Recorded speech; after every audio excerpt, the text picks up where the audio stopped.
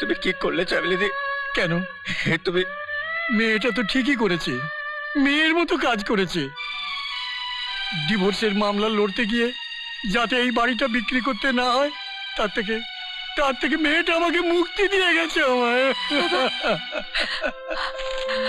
জানো জানো দিদি কি লিখে গেছে? মেয়ের বিয়ে দিয়ে যে বাপের মুক্তি হয় না, মেয়েকেই বিদায় নিয়ে সেই বাপকে মুক্তি দিতে হয়।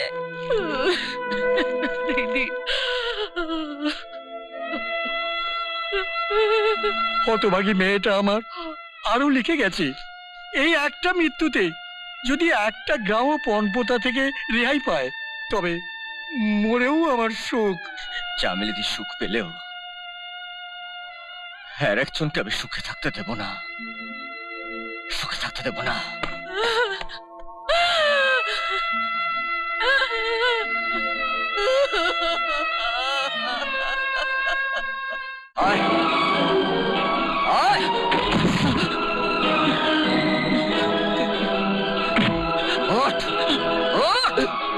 একদিন যেরকম বর সাজিয়ে এই বাড়িতে নিয়ে এসেছিলাম, সেরকম আজকে সাজিয়ে চামেলিদির সঙ্গে শ্মশানে নিয়ে যাব।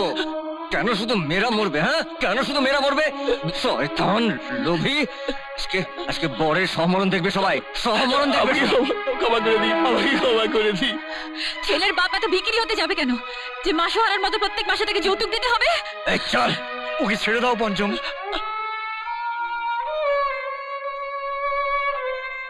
লোভের দাঁড়িপাল্লায় যারা স্ত্রীর মর্যাদা দেয়, তারা সমাজের কীট।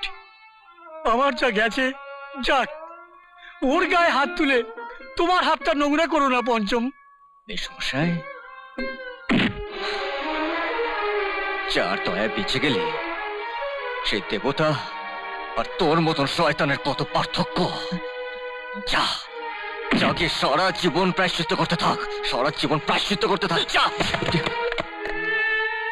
পঞ্চম। দিদি দিদি, তোমার লজ্জা হওয়া উচিত। সংসারের এতগুলো টাকা শুধু বেড়াবার নাম করে উড়িয়ে দিয়ে এলে। আমি উড়িয়ে দিয়ে এলাম? তুমি ছাড়া আবার কে? ভাইটাকে আমার কি মন্ত্রে বেঁধেছ তা তুমিই জানো। গ্রামের এদো পুকুর দেখে যার এতখানি বয়স কেটে গেল, তার আবার সমুদ্র পাহাড় এসব দেখার স্বাদ হয় কি করে? শোনো, রান্না করার আর ঘর মোছার দুজন কাজের লোককে ছাড়িয়ে দেওয়া হয়েছে। যে টাকাটা তুমি নষ্ট করে এলে সংসারের এইসব কাজ করে, সেই টাকাটা তোমাকেই পুষিয়ে দিতে হবে। কি? ঝি চাকরের কাজ এখন থেকে সপ্তমীকে করতে হবে? কেন করবে না শুনি? তুই আমাদের সাংসারিক কথাবার্তার ভেতর আসবি না। আচ্ছা মা, তোমরা নিজেরা মেয়ে হয়ে আরেকজন মেয়েকে এভাবে পেশাই করতে তোমাদের বিবেকে বাঁধে না? না বলো না, লাগে না? আর দিবা, তুই কি মাকে এসবের মদত দিতে শ্বশুর বাড়ি থেকে এখানে ছুটে ছুটে আসিস? বড় খোকা। আচ্ছা মা, তোমার ওই গুণধর জামাই এ বাড়ি থেকে যে টাকাটা শুষে শুষে নিচ্ছে, তার কতটুকুই বা খরচ করেছে সপ্তমী? মা, দাদা এখান থেকে যাবে নাকি আমি বাড়ি থেকে বেরিয়ে যাব? একেবারে যাবার মতন সুবুদ্ধি তোর হবে বলে তো মনে হয় না। দেখলি দেখলি ভাসুরের মাথাটাও কিভাবে চিবিয়ে খেয়েছে এই শয়তানিটা। মা থাক, আর আদিক ক্ষেত্রে করে চোখের জল ফেলতে হবে না। যাও, নিজের কাজে যাও। এসো তো না।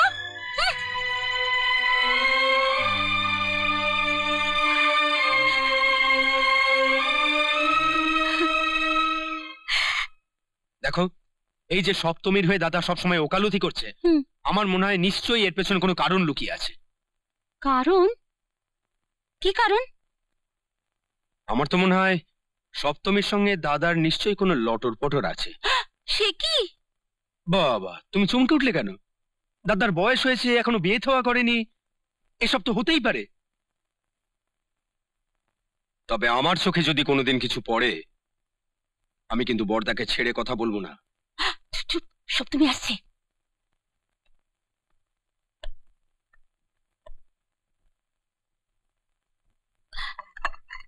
দাদা খেয়ে নিন।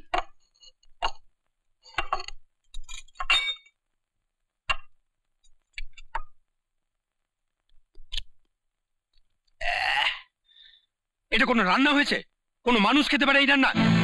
যত সমস্ত, এটা কোনো গরু ছাগলের জন্য রান্না হয়েছে। গরু ছাগলের জন্য রেঁধেছে? হ্যাঁ, তাহলে তো তোমার খাওয়া উচিত ছিল। আমি না হয় আবার রান্না করে এনে দিচ্ছি। আরে দাঁড়া দাঁড়া, চেখে দেখি, চেখে দেখি, চেখে দেখি। বাহ, ফার্স্ট ক্লাস, চমৎকার। তুমি তো আবার খিদে বাড়িয়ে দিলে। যাও যাও, খাবারটা নিয়ে এসে যাও। আরে যাও যাও যাও যাও।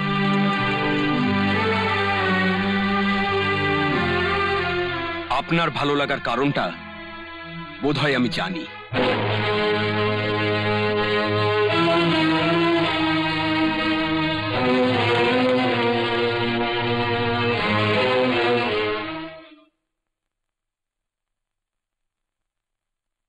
দীপু, এই বৌমা যেন নড়ে চড়ে কাজই করতে চায় না। আরে এমনি করলে তো শরীরে বাত ধরে যাবে। তাই তাই আমি ভাবছিলাম বাড়ির আরেকটা কাজের লোককে ছাড়িয়ে। মা, এসব কথা তুমি আমাকে বলছো কেন? দেখো মা, আমার কাজ হচ্ছে রোগী বাঁচানো, আর তোমার কাজ হচ্ছে সংসারটাকে বাঁচানো। তাই তুমি যা ভালো মনে করো তাই করো। আসি মা।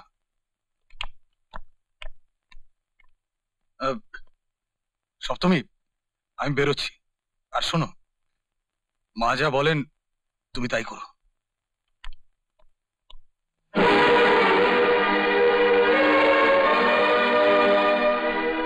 এই যে সপ্তমী, তুমি বাসনগুলো মেজে হলঘরটা ভালো করে মুছে রেখো। আমি মাকে নিয়ে একটু মার্কেটিং করে আসছি। এসো মা। চল।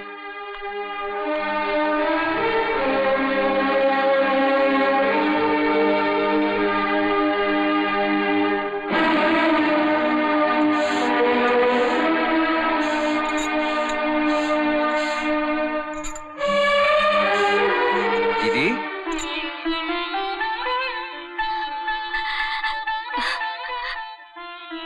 ভাই, দিদি, তোর চোখে জল? না না, ও কিছু না। প্রথমে চোখে একটা কাপড় পড়েছিল, তারপর তোর আসার আনন্দে চোখের জল। কাপড়টাকে ধুয়ে নিয়ে গেল। হ্যাঁ রে, কেমন আছিস তুই? দেখতে পাচ্ছিস না কেমন আছি? চল ওপরে চল। আরে, তোর শাশুড়িকে তো দেখছি না। কাউকে দেখতে হবে না, তুই তাড়াতাড়ি মিষ্টিগুলো খাতো। আরে তাড়াতাড়ি খাবো কেন, আস্তে আস্তে খাবো। তুই বস তো, বস তো আমার পাশে। কত কথা জমে গেছে বলতো তোকে বলার মতন। সেসব কথা আর একদিন শুনবো। মিষ্টিটা খেয়ে তুই এখন তাড়াতাড়ি যা। যা মানে? আর একটু থাকি না, তুই ওকে তাড়িয়ে দিচ্ছিস কেন বলতো? যাতে আর কেউ তোকে তাড়াতে না পারে। মিষ্টিটা তাড়াতাড়ি মুখে দে, লক্ষ্মী ভাইটি আমার।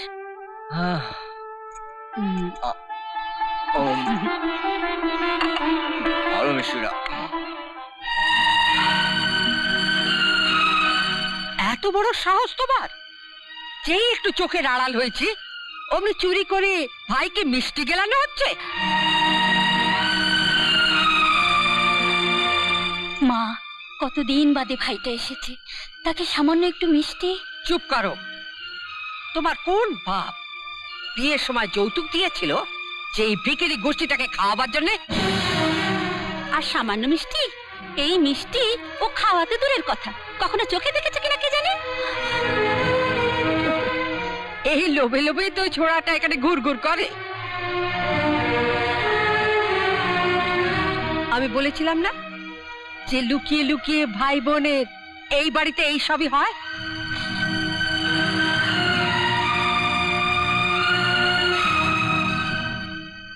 শুধু কি মিষ্টির উপর দিয়ে গেছে? দেখো আবার টাকা পয়সাও কিছু হাতিয়েছে কিনা। দিদি, ওরা ঠিকই তো বলেছে। কেন আসিস এখানে? কেন ঘুরঘুর করিস বড় লোকের দরজায়? ভালো ভালো মন্ডা মিঠাই খাবি বলে। এত যে অপমান করে তোকে, লজ্জা নেই তোর? ভিখারি, যা যা দূর হয়ে যা এখান থেকে, যা যা দূর হয়ে যা, দূর হয়ে যা, দূর হয়ে যা, দূর হয়ে যা, দূর হয়ে যা, আর যেন তোর ওই মুখ আমি না দেখি।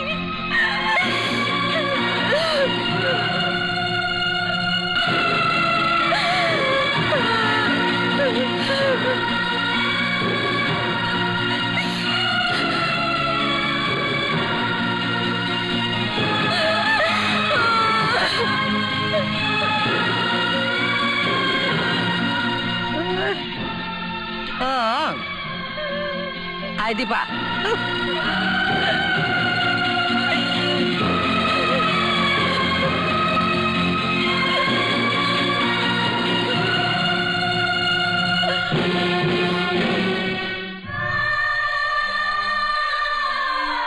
এত যে অপমান করে তোকে, লজ্জা নেই তোর?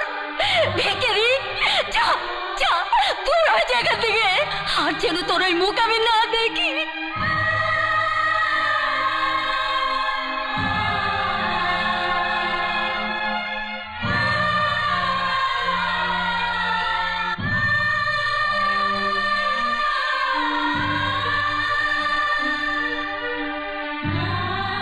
পঞ্চম,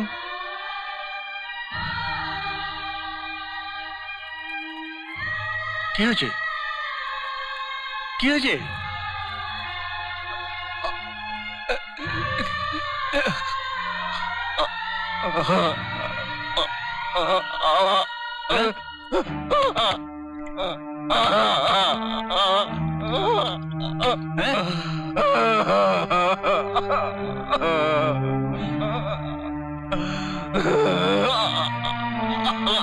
চল আয় আমার সাথে, আয়।